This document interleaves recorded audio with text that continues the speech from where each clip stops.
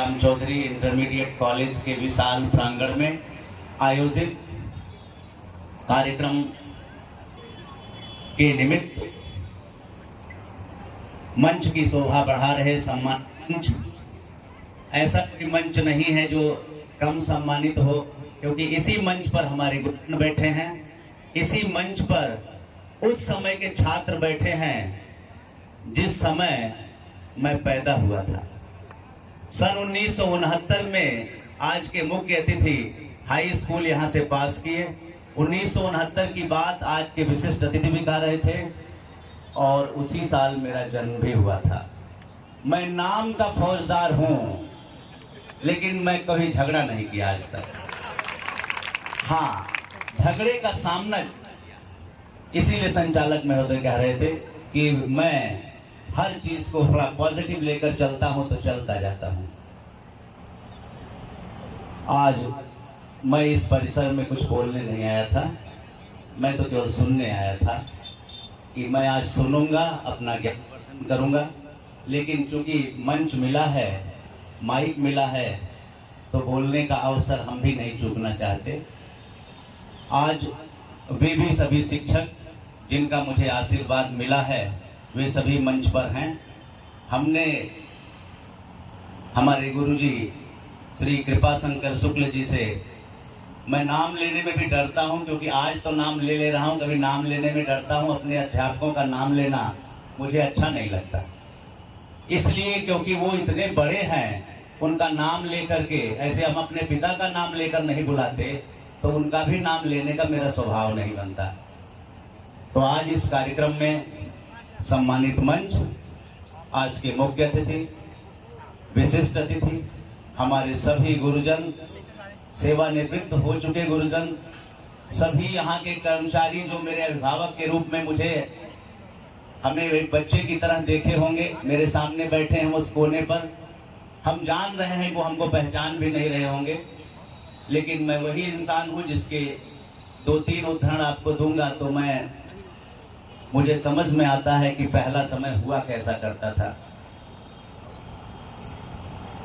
आज इस प्रांगण में बैठे हुए सभी सम्मानित शिक्षक, अभिभावक, बहुत प्यारे बच्चों, मीडिया के सम्मानित बंधुओं, मैं वास्तव में इस विद्यालय में सन 1983 में आया था और 84 में मैंने हाई स्कूल किया। 2 वाकया केवल याद आता है। एक तो ये कि उस समय माननीय प्रबंधक जी की पता नहीं कितनी अच्छी सोच है कि जो पहचाना होगा सन 72 में भी, या इसके शुरू में भी जब ये बिल्डिंग बनी होगी, फ्रंट बिल्डिंग, इसके सामने कोई दूसरा बिल्डिंग नहीं खड़ा किया, तो ये इसकी पहचान बनाए रखे।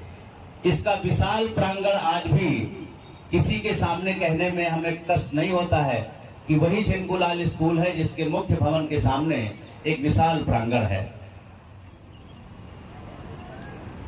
हम कभी, मुझे याद आता है कि जब मैं पढ़ने आता था कलवारी चौराहे से 1.5 किलोमीटर उधर से, तो हमको सताने के लिए उस समय के उद्दंड बच्चे कुछ, उस समय बेहया बहुत होता था, अब नहीं होता है। अब मुझे कलवारी चौराहे पर ही पता चल जाता था कि आज तुम्हारी धुनाई होनी है। किस बात के लिए? क्योंकि मैं प्रतिदिन आता था, अब वे प्रतिदिन नहीं आते थे, और मैंने इनके डर से यहाँ के खेतों का भी रास्ता मैंने चुन लिया था। ये मैं दिल की बात बता रहा हूं, कोई बात अभी अंतर मन से ही निकल रही है। मैं आज डर जाता हूं उस समय को भी देखकर, कैसे मैं बच करके स्कूल में आ जाता था। बहुत डरावना। और आज भी वे सज्जन सड़क पर घूम रहे हैं जो उस समय बेहया तोड़कर खड़े रहते थे। मैं अब उन्हें नहीं मिल पाता हूं, वो हमको खोजते भी नहीं हैं और खोज भी नहीं पाएंगे। अब नहीं खोज पाएंगे। मैंने पिताजी से बहुत अच्छा मेहनत का प्रदर्शन करने के बाद मैंने पिताजी से कहा कि हमें जाने में देर होता, तो उन्होंने कहा ले जाओ मेरी साइकिल। उनकी साइकिल आधा तिहा सही थी। आते थे, एक दिन उसका पाइडिल टूट गया। पाइडिल टूटा, उसको पाइडिले कहते थे। टूटा तो मैं एक बिना पिताजी के इजाजत के एक दुकान थी कलवारी में, वहीं मैंने बड़ी हिम्मत बांधा कि वहीं लाओ पाइडिल पूरा चेंज ही करा दो, बदलवा दूं। उनने पता नहीं कितना हमको अच्छा माना, वो बदल दिए, पर मेरे पास पैसा ही नहीं था। अगले दिन से वो हमारा रास्ता देखने लगे कि वो आएगा लड़का, क्योंकि उसका उधार पे वैसे अब वो है तो वो उनका लड़का, लेकिन पैसा तो उसी से लेना है। हम कम से कम 15 दिन वो कलवारी चौराहे का रास्ता में बदल दिए। हम पड़री होकर के आते थे, पड़री पीछे वो शॉर्टकट एक बनाया था रास्ता। 15 दिन में वैसे आया और कक्षा नहीं छोड़ा।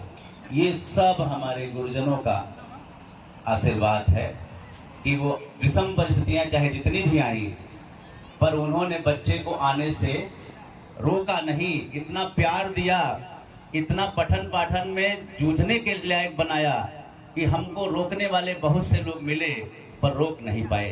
एक दिन पिताजी डांटे जरूर कि तुमने बताया क्यों नहीं, उनके यहाँ सामान बदलवा लिया था। हमने कहा अब बताने भर का मेरे पास हिम्मत नहीं था। खैर उन्होंने जैसे भी निपटा होगा वो देव करके निपट लिए होंगे। और आपको 12वीं दर्जा का एक वाकया, ये तो कष्ट वाली बातें थी।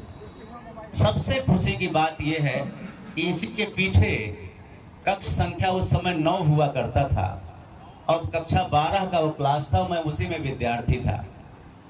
मेरी शादी देखने के लिए मेरे ससुर जी उसी कमरे में मुझे देखे थे। आपको बताऊं कि जैसे मैं नहीं जान पाया, लेकिन जब मैंने बाद में हिम्मत हुई शादी उदी के बाद, तो मैंने मजाक में एक दिन पूछा कि आपने हमें पहचाना कैसे? मैं तो जान ही गया था, लेकिन कहे वो जो डॉक्टर साहब एक हैं उधर के, अब तो दुनिया में नहीं रहे, उनका नाम लेना उचित नहीं लगता, पर बड़े परम श्रद्धेय रहे। उन्होंने कहा था अगली पंक्ति में जो सबसे मोटा सबसे छोटा लड़का होगा वही है फौजदार। तो वो हम मोटा और छोटा अपना जो कद काठी बनाए थे, उसी के आधार पर मैं पहचाना गया। और मैं आज इस वाकये की बात इसलिए करता हूं कि झिंकू लाल स्कूल से पढ़ने वाले बच्चे अगर कक्षा में बैठे हों तो उस समय सब जानते थे कि ये लड़का कुछ लायक बन जाएगा, क्योंकि ये इस स्कूल के परिसर में रोज आता है, इतना ही बहुत था। एक भी विद्यार्थी ऐसा नहीं मुझे लगता है जो आज किसी अपने अभिभावक को निराश कर रहा हो। कोई नहीं निराश कर रहा, मैंने भी निराश नहीं किया। केवल मेहनत और यहाँ के अध्यापकों के द्वारा भरी हुई ऊर्जा के सहारे मैं आगे गया। मैं बहुत ज़्यादा वृत्तांत में नहीं जाऊँगा क्योंकि समयाभाव है, हमें मुख्य अतिथि महोदय को भी सुनना है, लेकिन इतना ज़रूर कहूँगा कि इस विद्यालय परिसर में उस माँ सरस्वती का वास है जिसने भी मन लगाकर समय दिया, वो आज बहुतों के लिए प्रेरणा का स्रोत बना हुआ है। उनमें से एक अदना सा आदमी मैं भी हूं। आज के विद्यार्थियों के लिए बताना चाहता हूं, केवल चूंकि बताने के लिए मैं चूंकि पदेन प्रोफेसर हूं और मैं सन 91 से प्रोफेसर हूं, मुझे 34 वर्ष हो गया वनस्पति विज्ञान का प्रोफेसर बने हुए, तो इसलिए मैंने पठन पाठन में विशेष अभिरुचि ली है। और मैं आज के इन विद्यार्थियों को बताना चाहता हूं कि बच्चों, इन झंझावातों को झेलने के बाद भी जिसने पढ़ लिया वो अपना रास्ता बना लिया। आपसे केवल एक चीज कहना है, क्योंकि आपको सिखाने की हमें जरूरत नहीं है, क्योंकि आप आज इस कार्यक्रम में बैठे इसलिए आप अच्छे हैं। जो अच्छे नहीं होंगे वो घर पर होंगे। केवल एक चीज तय करना है कि आप पढ़ते क्यों हैं। दूसरी बात तय करना है कि आप पढ़ते किस मन से हैं। और तीसरी बात याद करना है कि आपका गुरुजनों के प्रति कितना स्नेह है और कितना सम्मान है। अगर आप अपने गुरुजनों का सम्मान कर देते हैं, 10वीं का बच्चा 9वीं को बच्चे को पहले ही कह दे कि अमुक गुरुजी आ रहे हैं, जरा नमस्ते करना। बच्चे तो आजकल ये सिखा देते हैं कि देखो मैं नहीं नमस्ते किया तो तुम भी सीखो कुछ। बड़े बच्चे छोटे बच्चों को क्या ना जाने कितना अनुशासन का पाठ सिखा सकते हैं, वो बड़े बच्चों की जिम्मेदारी है। 12वीं का बच्चा 11वीं को, 12वीं का बच्चा 9वीं को, हर बच्चे का वो अभिभावक है। ऐसे ही कहना चाहिए। इसलिए बच्चों, आप जब अपनी कक्षा में बैठे रहें, जब आप कहीं किसी कोचिंग संस्थान में रहें, जब आप कहीं शांत होकर पढ़ रहे हों, घर से बाहर हों, तो अपने माता पिता को, अपने माता पिता का मतलब आप समझ रहे होंगे, जो भी माता पिता की तरह आपके साथ व्यवहार कर रहे हों, उनको नहीं भूलिए। रास्ते में चल रहे हो तो भी ना भूलिए कितने तपस्या से वो आपको घर से बाहर कर पाते हैं और घर पर पहुंचने के लिए किस मंशा से वो आपका इंतजार करते हैं। इसलिए उनके आंसू पोंछने के लिए आप अपनी तीसरी नेत्र खोलिए, और तीसरा नेत्र ही शिक्षा है। 2 नेत्र तो आपको पेरेंटल मिल ही चुका है, तीसरा नेत्र शिक्षा है, और उसी को खोलने के लिए आपसे हर कोई आग्रह करता है। मैं आपसे उम्र में बड़ा हूं, इसलिए मेरा कहने का अधिकार है कि सभी अभिभावक का सम्मान सारे बच्चे अगर करते रहें तो एक दिन उन्हें बड़ा बनने से कोई रोक नहीं पाएगा, कोई नहीं रोक पाएगा।